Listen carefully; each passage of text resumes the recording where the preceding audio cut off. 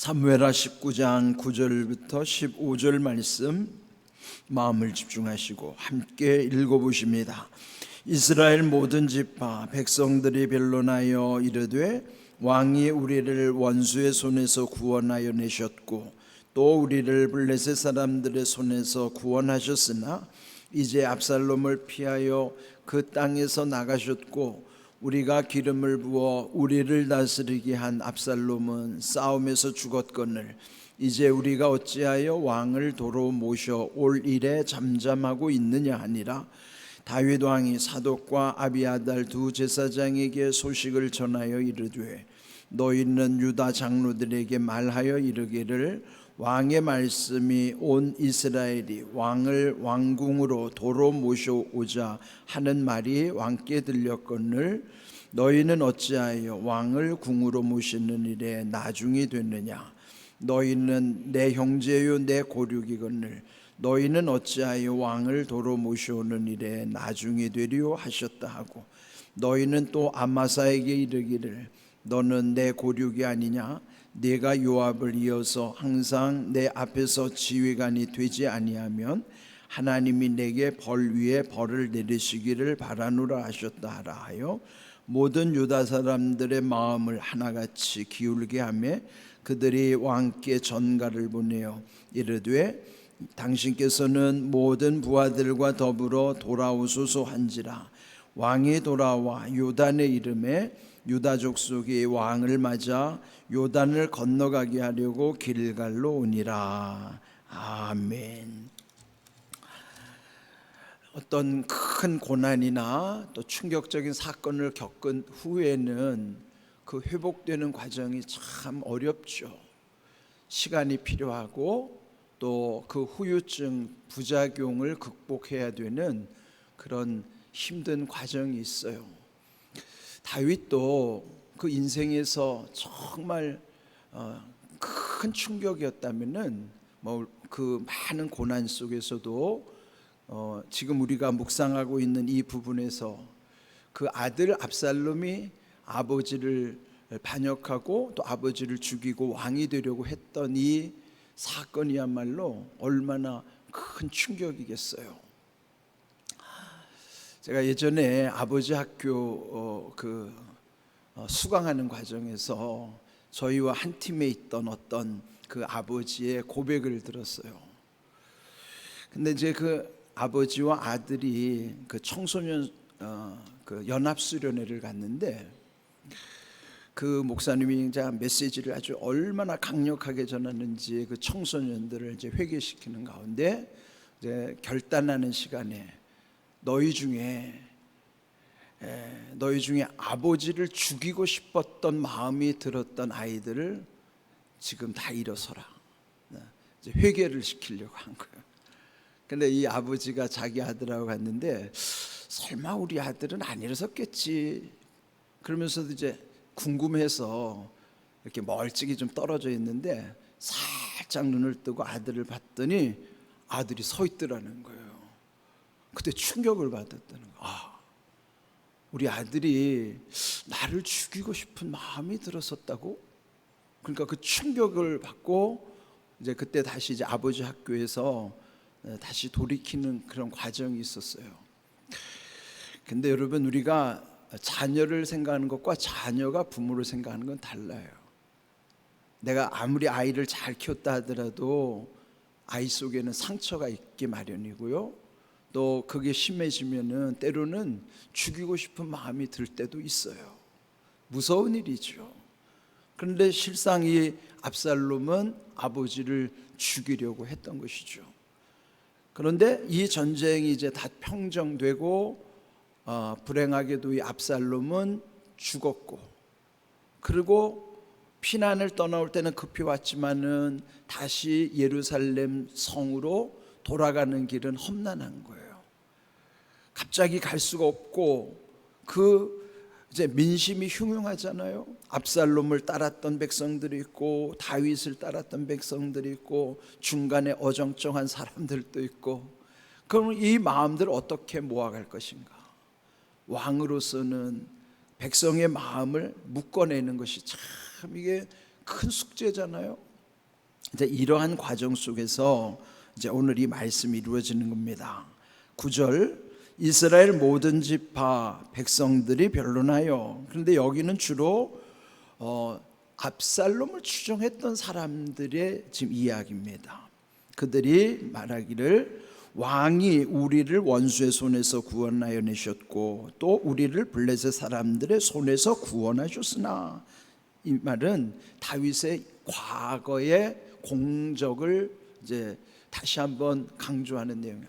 옛날에 이 다윗 왕이 우리를 이렇게 원수들의 손에서 또 블레셋의 손에서 구원하신 적이 있었지. 그는 이제 다윗에 대한 호감, 이제 또 순간적으로는 다윗을 거슬렀지만은 이제 돌이켜보니 옛적에 다윗으로부터 받은 은혜가 크잖아요. 이제 지금 자기들끼리 하는 얘기예요. 그렇지만은 이제 압살롬을 피하여 그 땅에서 나가셨고 이제 피난을 떠났죠. 또 10절, 우리가 기름을 부어 우리를 다스리게 한 압살롬, 압살롬을 추종했던 사람들, 자기들이 기름을 부었다는 것도 이건 불법이죠. 기름을 부어 왕을 세우는 일은 하나님이 하시는 일인데 자기들이 기름을 부어 왕을 세운 이 압살롬은 이제 싸움에서 죽었거늘 너희가 어찌하여 왕을 도로 모셔올 일에 잠잠하고 있느냐. 서로 침묵을 지키고 있는 거예요. 누구라도 좀 선뜻 나서서 피난간 왕 다윗 왕을 다시 모셔오자라고 하는 사람이 없는 거예요.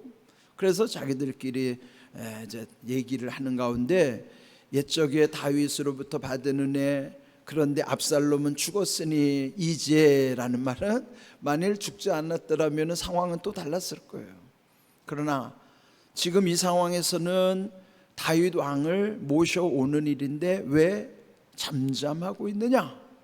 그래서 오늘 제목이 어찌 잠잠하고 있느냐 이렇게 제가 정했어요. 잠잠하다는 것, 침묵을 지키는 것이 중요할 때도 있지만 꼭 말해야 할 때는 침묵이 좋은 거는 아니에요. 이 좋은 침묵이라고 하는 거는 예레미야 애가 3장 26절을 보면은 사람이 여호와의 구원을 바라고 잠잠히 기다림이 좋도다. 그 말씀 속에 보면은 여호와의 구원을 바라면서 잠잠히 기다리는 것은 좋은 일이에요. 그런데 누가복음 19장에 보면은 예수님 말씀하신 게 있어요. 만일 이때 너희들이 잠잠한다면 돌들이 소리를 지를 것이다. 그는 무슨 말씀일까요? 말해야 될 때 침묵을 지키고 있으면은 너희가 아닌 또 다른 전혀 예상하지 못했던 마치 돌 같은 존재들 주변에 또 다른 사람들이 아우성을 칠 것이고 그들이 말할 거단 말이에요. 그러니까 무조건 침묵을 지키는 것이 좋은 것이 아니라 침묵을 지켜야 할 때 침묵을 지키는 게 좋은 것이고 말해야 할 때는 말하는 게 좋은 거예요. 근데 그거를 분별하는 게 지혜인데 어렵죠. 대체로 우리는 그걸 거꾸로 할 때 말해요. 말할 때는 조용히 있고 조용할 때는 또 막 말을 해서 분란을 일으키고, 그러니까 이게 우리의 모순이죠. 그 지혜가 없어서 그렇게 현상이 나타나는 거예요. 그러니까 지금 이 상황에서는 침묵을 지켜야 될 때가 아니라 누군가가 이 왕을 모셔오는 일에서 이 일을 추진을 해야 된다는 것이죠. 그러나 어쨌든 그게 동기가 돼서 다윗도 이제 그 소식을 듣게 된 것입니다. 그 다음 11절, 또 다윗은 어떤 조치를 하는가? 이제 압살롬 측에 섰던 사람들이 이제 이런 좋은 기류가 형성되니 그러면은 자기의 동족, 그는 유다 지파였는데 자기 유다 지파에서도 또 잠잠하거든요. 그래서 이제 11절 다윗이 말하기를 사독과 아비아달 이 두 제사장에게 또 소식을 전하는 거예요. 그러면서 사독과 아비아달로 하여금 너희는 유다 장로들에게 가서 이렇게 말해라. 그러니까 유다의 장로들이 지도자들이니까 그들에게 전하기를 왕의 말씀이 온 이스라엘이 왕을 왕궁으로 도로 모셔오자 하는 말이 왕께 들렸거늘 그러니까 이미 앞에서 지금 그런 여론을 들었죠. 그런데 너희는 어찌하여 왕을 궁으로 모시는 일에 나중이 되느냐? 그들이 벌써 이렇게 추진하고 있는데 같은 지파에 속한 유다 지파에서는 왜 너희는 나중이 되려고 하느냐? 너희가 먼저 앞장서서 이런 분위기를 만들어야 될 거 아닌가? 네, 그렇게 이 사독 아비아달 두 제사장을 시켜서 장로들에게, 그 지도자들에게 말하게 한 것입니다. 12절, 너희는 내 형제요 내 고륙이거늘 너희는 어찌하여 왕을 도로 모셔오는 일에 나중이 되리요. 이렇게 채근을 하는 거예요. 더 강력하게 주장한 것이죠. 그런데 그 과정의 13절, 이 부분은 좀 아쉬운 부분이에요. 또 아마사에게 말하기를 너는 내 고륙이 아니냐. 그러니까 아마사도 사실은 다 친척간에 속하는 이제 친족들이죠. 그런데 이 아마사가 누군가 하면은 압살롬 반역에 가담했던 사람, 다윗을 배반하고 압살롬에게 빌붙어 가지고, 그러면 다윗의 입장에서 보면은 이 아마사는 처단해야 될 대상이라. 그런데 그를 중직에다 올리겠다는 거예요. 그 아마사에게 말하기를 네가 요압을 이어서 항상 내 앞에서 지휘관이 되지 아니하면 하나님이 내게 벌 위에 벌을 내리시기를 바라노라. 그러니까 하나님 앞에 맹세하는 거예요. 지금 아마사에게 가서 너는 지금은 요압이 군대 총사령관이지만은 그를 이어서 다음에는 너가 군대 총사령관으로 내가 세우겠다 너를. 그러니까 지금 이 아마사의 마음도 이제 압살롬에게 치우쳤던 마음을 다윗에게로 이제 끌고 싶은 거예요. 근데 왜 하필이면은 이 요압과 견줄까요? 요압은 현재 다윗의 군대를 이끄는 총사령관이에요.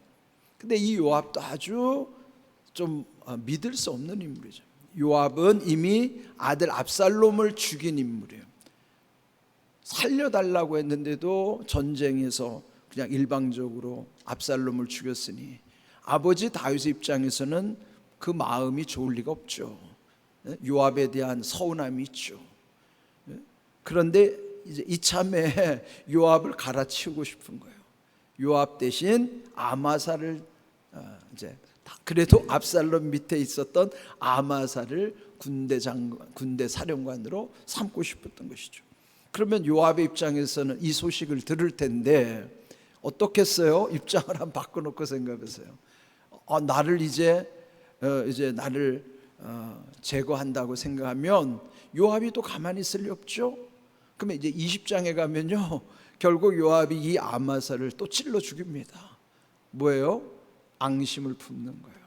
이게 사람 마음이 하나님이 주신 좋은 마음을 양심이라고 한다면 그 양심을 잃어버리면 그 안에 품는 마음이 앙심이라는 나쁜 마음을 품는 거예요. 그러니까 여러분, 우리는요 양심을 잃어버리면 앙심을 품을 수밖에 없어요. 좋은 마음 아니면 나쁜 마음을 가질 수밖에 없다고요.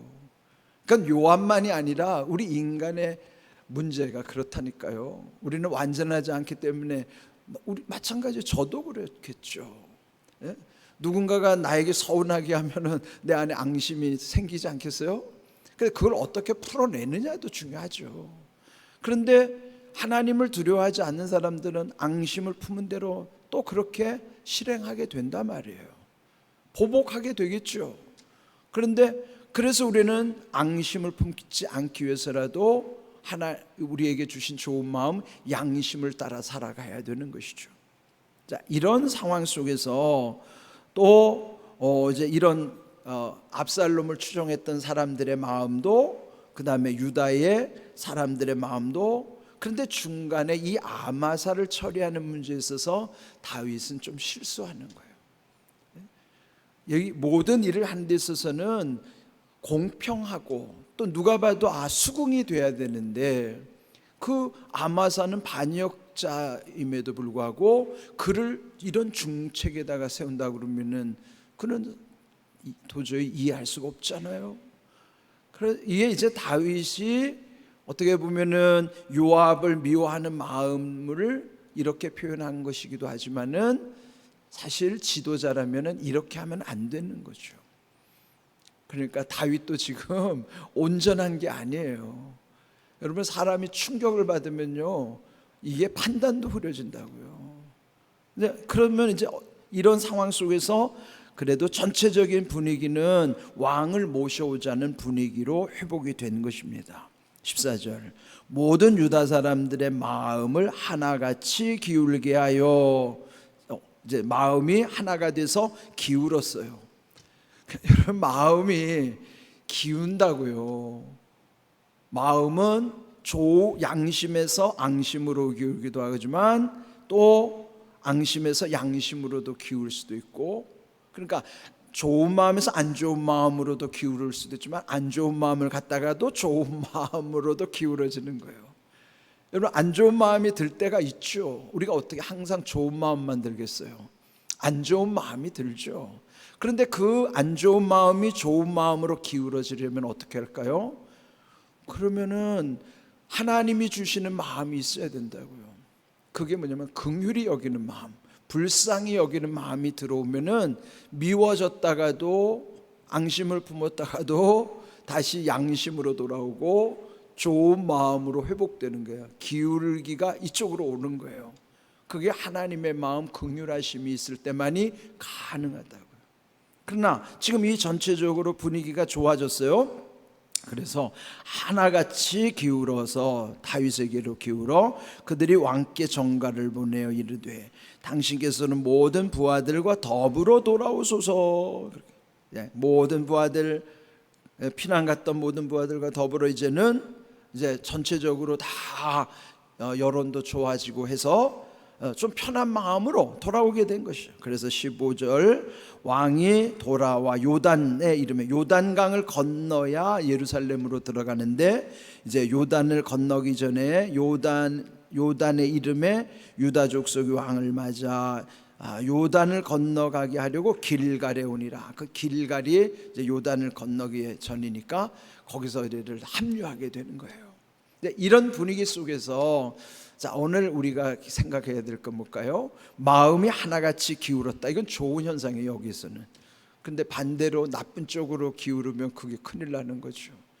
그렇다면 양심, 앙심보다 더 중요한 마음은 뭘까요? 자, 빌립보서 2장 5절 말씀 함께 읽어봅니다.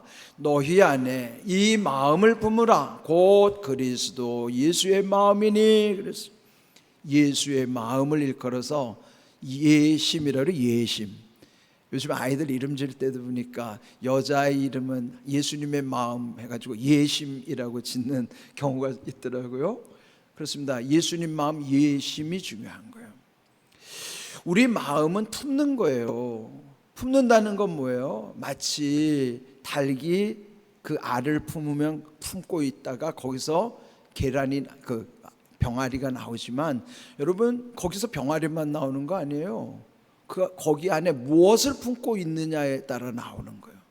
만약에 오리알을 품고 있으면 오리가 나오고 뱀알을 품고 있으면 뱀 새끼가 나온다고 거기서. 예? 그러니까 내 마음은 품는 것인데 뭘 품느냐에 따라서 나오는 거예요. 행동이라는 거는 마음에서 품어진 대로 나오게 돼 있어요. 양심을 품으면 좋은 게 나오고 앙심을 품으면 나쁜 게 나오고 그런 것이죠. 그러니까 이 마음이 양심, 앙심, 좋은 마음, 나쁜 마음보다 더 중요한 거는 예수님 마음, 예심이에요. 예수님의 마음을 품으라면은, 그러면 품은 대로 나온다 그러면은, 만일 내가 예수님의 마음을 품으면 내 겉의 모습이 뭐로 나와요? 예수님처럼 보이는 거예요. 예수님이 나오는 거예요. 예수님 품은 대로 나오니까 예수님 마음 품으면 예수님 같은 모습이 나오는 거예요. 그냥 나오지 않아요. 내 마음에 품은 대로 나오는 거예요. 행동은 그냥 나오는 게 아니라 내 마음에 품은 대로 행동이 나오는 거예요. 그러니 내 안에 양심, 앙심, 그게 어디서 나오는가? 여러분, 예수님의 마음이 있느냐 없느냐에 따라서 양심이 되기도 하고 앙심이 되기도 하고 그러는 거예요. 그러니 내 마음 속에 늘 예수님의 마음을 사모해야 돼요. 하나님의 마음, 예수님의 마음, 긍휼한 마음. 그러면 예수님 마음이 있으면은요, 우리가 함부로 못하잖아요. 좋은 쪽으로 가죠. 그러니까 오늘 이 아침에 이 중요한 흐름 속에서 마음이 하나로, 그런데 어디로 기우느냐? 그 중요한 것은 내 속에 예수님의 마음을 품을 때 예수님께로 기울어지고, 내 마음이 예수님 마음을 품으면은 예수님 같은 모습이 내게 나온다는 것이죠. 이런 귀한 은혜를 여러분 마음에 늘 새기시고, 예수님 마음 품고 예수님 같은 모습들이 여러분에게 나타날 수 있기를 주님의 이름으로 축복합니다. 아멘.